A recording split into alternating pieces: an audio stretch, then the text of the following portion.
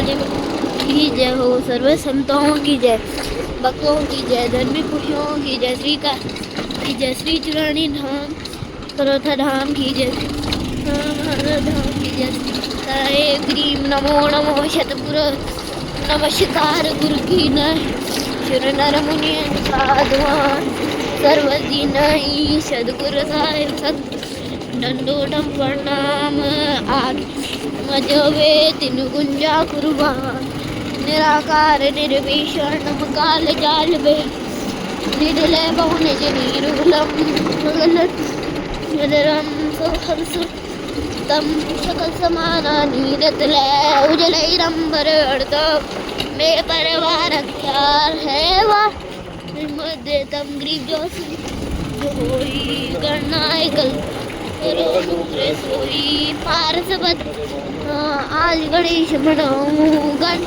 लेवन देवा चरण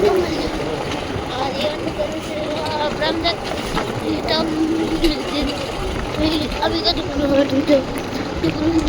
जगदम्बा जगदी मंगल रूप मुरारी तन्मर पूषी शंभा भंडारी सुंदर मुनि नामे ब्रह्मा विष्णु महेश शेष सहस मुगावे पूजे आदि गणेश इंद्र कुबेर सरी का वरण समृद्ध जीवन जिगा मणि छापल पाओ 33 कोटि आधार जहाँ से डाली उतरे बहुजन पार कटी 33 कोटि आधार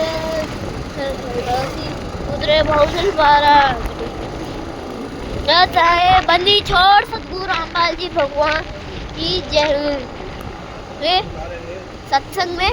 और ये देखिए घड़ी तब के वर्ष 1000 वो भी बराबर के है कबीर विचार बंदे तू कर बंद की जो चाहे वे बहुत सम्मान जन्म का बहुत और ये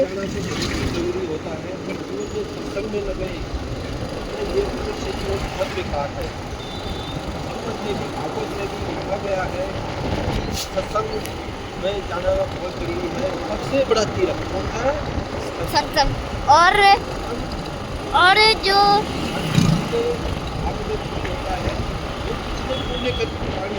जो मोटे शरीर में होते हुए आते हुए चली आ रही है उन्हीं के जीवन में सत्संग का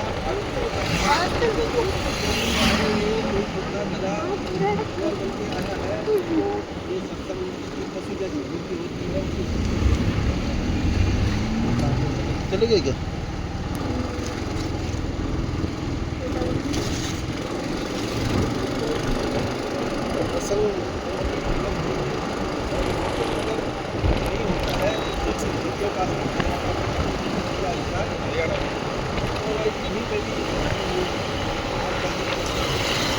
सत्संग का अर्थ क्या है? सत्संग सत्य का संग वह सत्य ज्ञान मिले जहाँ सच्ची भक्ति मिले वहाँ सच्ची सिद्धि मिले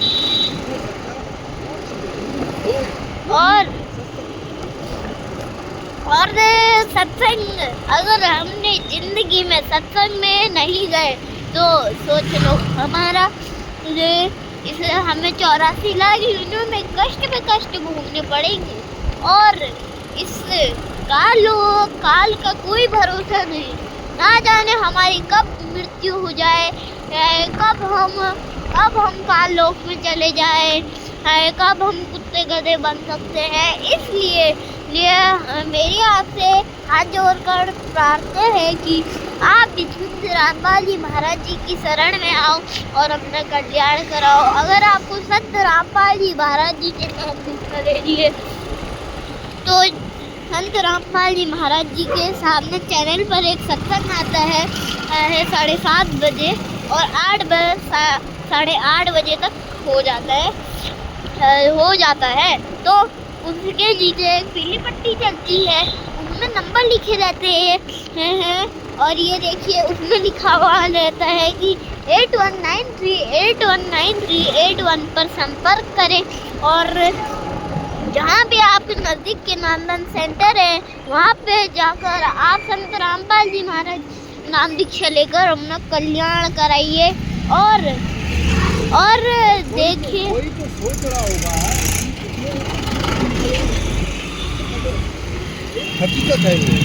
अब मनुष्य जीवन हुआ है, अगर कोई सत्संग की बात कर रहा है तो किसी को लगता है यार कि उनको पहला पृष्ठा दिया गया है या कुछ ऐसा है, लेकिन ऐसा नहीं है। आप अपने सदग्रंथों को खोल के देखिए, अपने वेद गीता खोल के देखिए, उसमें यही सच्चाई है। और जिन भी लोगों ने धन त्यागा है, जिन भी लोग जो जंगल में गए हैं साधना करने, चाहे अगस्त्य ऋषि हो, चाहे मार्कंडेय ऋषि हो, चाहे कई प्रकार के ऋषि जो पिछले जो ऋषि आई है, सतयुग में सिर्फ भक्ति ही भक्ति होती थी। लोग तब ही तब करते थे, तो उस समय उतना पाप नहीं था। तो उस समय तो राक्षस होते थे, वो यज्ञों में भंग करते थे। इसीलिए सारा इस समय जो आज के युग है वो भी राक्षसों का काम कर रहे हैं, वो लोग मंदिर में जाते हैं, उनकी बातों पर ध्यान ही देते हैं।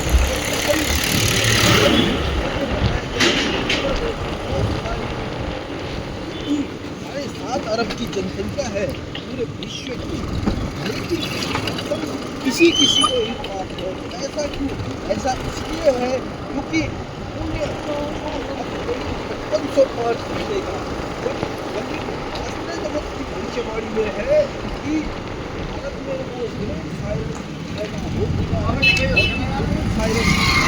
जो भारत में जन्म हो चुका है, जिसमें तो एक आध्यात्मिक एक आध्यात्मिक भक्ति वाले लोग आएंगे जो इस सारी सत्ता को पलट देंगे। सब लोग आध्यात्मिक हो जाएंगे।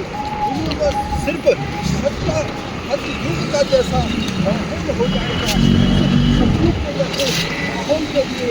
आज वो देखिए सतगुरु देव जी का प्रचार प्रसार दोनों स्वरों पे देखिए, वो देखिए। तो आप बताइए कि जो लोग 84 लाख योजनाओं में कष्ट पे कष्ट भोग रहे हैं, वो क्यों भोग रहे हैं?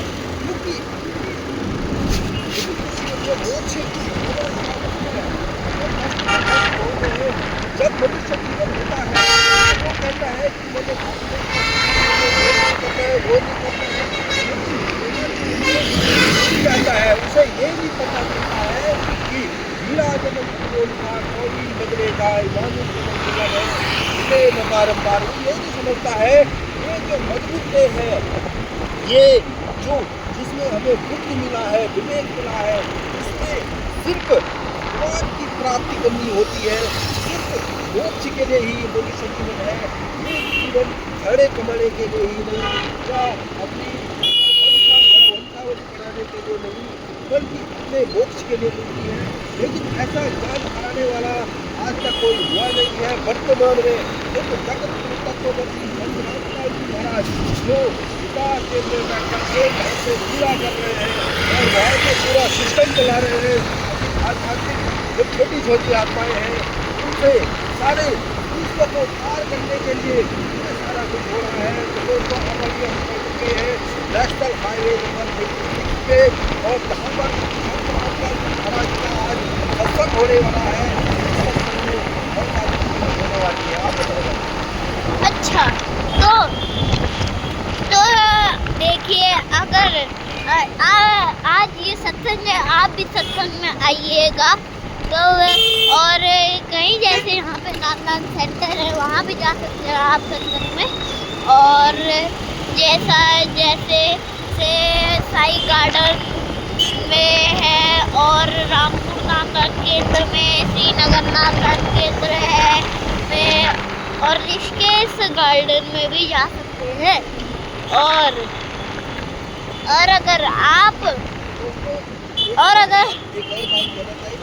रोग क्यों आते हैं? रोग आते हैं प्रारब्ध की वजह से।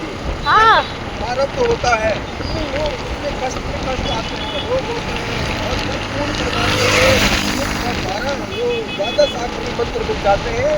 वो द्वादश आखिरी मंत्र जो सतयुग में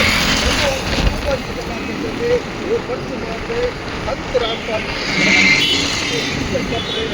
और उन्हीं मंत्रों से लोग का जो ऋण है, ये जो सृष्टि रचना है, इसको अगर आप सुनेंगे, सृष्टि रचना काल कौन है, काल हमें यहाँ क्यों लाया है, काल हमें सब लोग से यहाँ किसने लाया है? क्योंकि हम इसके पीछे पीछे चले आए, इच्छा रूपी खेलन आया, आके आया, तो इच्छा रूपी खेलने के लिए आए, यहाँ की मजबूरी है, वहाँ जाएंगे होगा।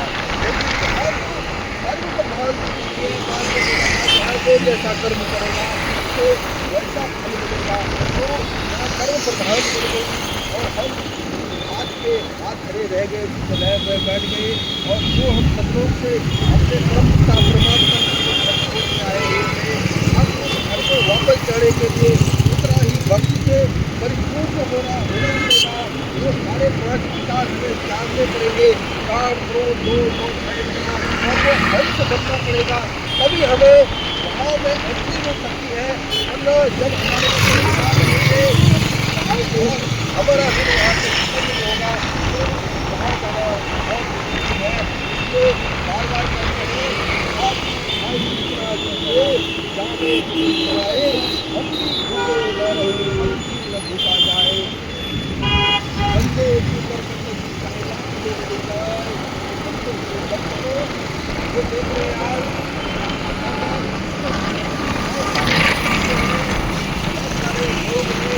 दुनिया में, लेकिन मतलब सिर्फ कुछ ही लोगों को प्राप्त है, वो है भक्त और साधु महाराज के शिष्य, जिनको